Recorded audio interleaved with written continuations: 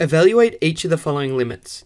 For part A, we want to evaluate the limit as x approaches 4 for the constant value of 5. And when we discuss limits involving a constant term, the limit is always going to be equal to that constant term. And if we have a look at a graph and we've plotted y equals 5 along here, we can see that as we approach 4 from the left or right hand side, so as we get closer and closer to 4, the y value is still 5. For part B, we want to evaluate the limit as x approaches -1 for -6x minus 2x squared. So to evaluate this limit, we can substitute in x equals -1 into our expression. So this is going to equal -6 times -1 minus 2 times -1 all squared. Evaluating that, we'll have -1 times -1 gives +6, and then we'll have -2, and -1 squared is +1, so we'll have 6 subtract 2, which is going to equal 4. If we graph y equals -6x minus 2x squared, we get this parabola. And as you can see, as we approach x equals -1 from either the right or the left hand side, you can see that the y value approaches 4.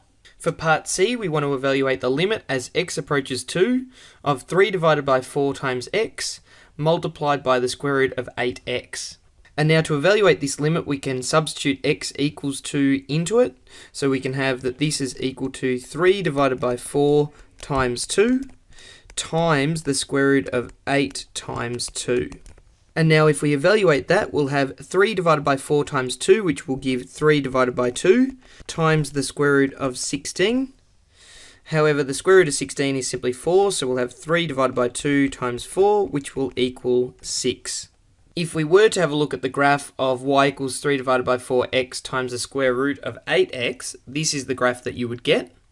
And as we approach x equals 2, so as we approach it from the left or the right hand side, you can see that the value that we approach is y equals 6.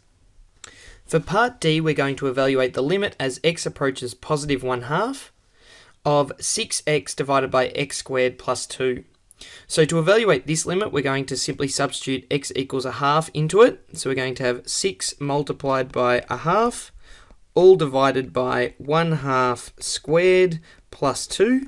And that will simplify to 6 times 1/2 is 3 over 1/2 squared, which gives 1/4 because it's 1/2 times 1/2 plus 2. And then that is going to equal 3 divided by, and 2 can be written as 8 over 4. So we're going to have 3 divided by 1 over 4 plus 8 over 4 is 9 over 4. And now to divide by a fraction, we're going to multiply by the reciprocal. So we're going to have 3 multiplied by 4 over 9, or the flipped fraction. And when we multiply that out, we get 12 over 9, which is equal to 4 over 3. So that's the limit for part D.